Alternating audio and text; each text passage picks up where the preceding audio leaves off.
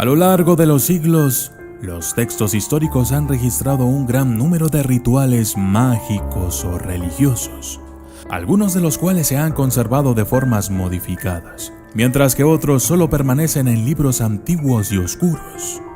Sin embargo, otros se han perdido casi por completo en las nieblas del tiempo. Por lo general, los rituales se diseñaban para llevar a un individuo algo a lo que le faltaba o para facilitar su vida cotidiana. Los nativos americanos, por ejemplo, son conocidos por sus rituales de pedir lluvia, que se practican durante los periodos de sequía. Los mayas y aztecas practicaban rituales sangrientos basados en el sacrificio humano para apaciguar a los dioses de los cielos y ganar abundancia y prosperidad. Los sacerdotes vudúes realizaban ceremonias en envío de la muerte bajo el patrocinio del Barón Samedi, un loa o espíritu del vudú haitiano. Todo lo relacionado con la muerte pertenecía al dominio del Barón Samedi, que, como dios de la muerte y la resurrección, era capaz de acortar o poner fin inmediatamente a la vida de aquel a quien había sido enviado. Los japoneses tenían sacerdotes, Jin-yang, llamados Som-Yoji, que practicaban un gran número de rituales mágicos basados en técnicas del Feng Shui, tomadas de China. Los escandinavos adivinaban el futuro en runas, mientras que los romanos sacrificaban animales en ceremonias dedicadas a los dioses, y predijeron el futuro según el estado de los órganos de estos animales. Así, los rituales mágicos se han agrupado en dominios como la adivinación, la invocación de espíritus, la posesión, la nigromancia y muchos otros. Tamilogénesis.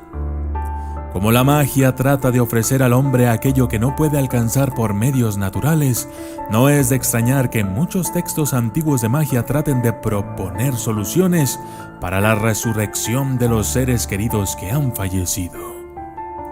Hay muchos rituales que se creía que eran capaces de devolver la vida a los muertos. Sin embargo, incluso en la magia, resucitar a los muertos es visto como un acto antinatural que puede tener serias consecuencias.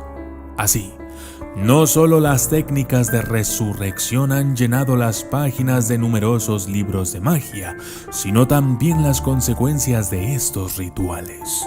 Se cree que la taumogénesis es una de esas consecuencias. La taumogénesis se refiere al proceso mediante el cual se cree que un demonio es creado por medio de una técnica de resurrección. Esto significa que cuando se usa un hechizo de este tipo, se crean dos agujeros y dos entidades espirituales que pueden entrar en el mundo de los vivos.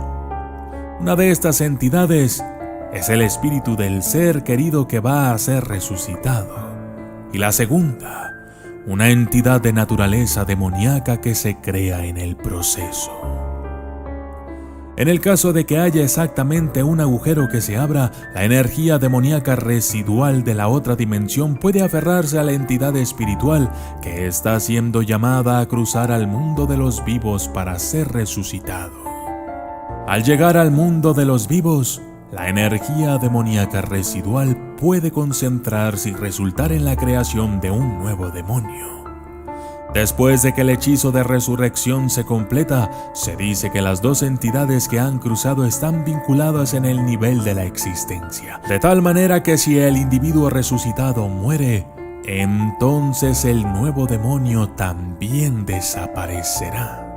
Además, se creía que la existencia del nuevo demonio era temporal, lo que significaba que el demonio dejaría de existir a menos que lograra materializarse o matara al individuo resucitado para romper el vínculo.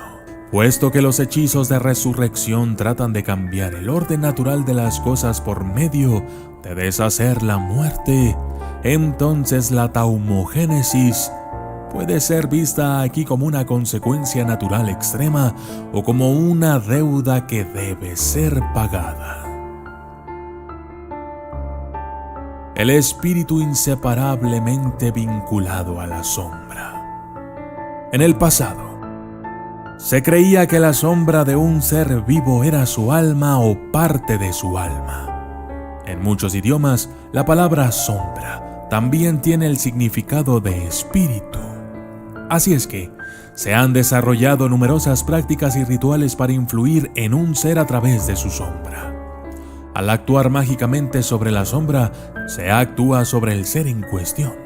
Todo lo que le sucede a la sombra de una persona se dice que de alguna manera se siente en el cuerpo físico. La sombra era vista como el alma de la persona en su manifestación viva y cuando la sombra no era visible, se creía que el alma se había retirado dentro del cuerpo para entrar en un estado temporal de hibernación. Cuando la sombra reapareció, se creyó que el alma salía del cuerpo ganando consistencia. Alguna vez se creyó que el espíritu podía abandonar el cuerpo por periodos limitados de tiempo sin causar la muerte del individuo. Pero esta separación era peligrosa.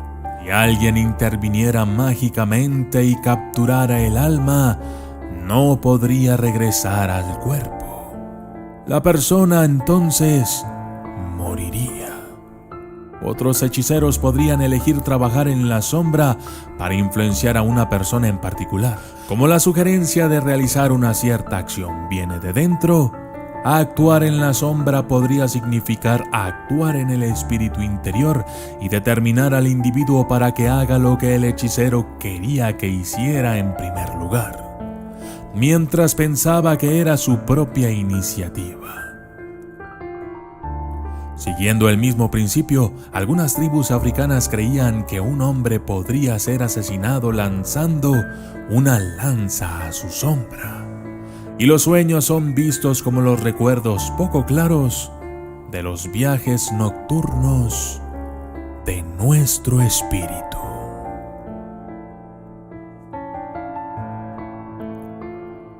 Yo soy el documentalista. Y esto fue Rituales Olvidados.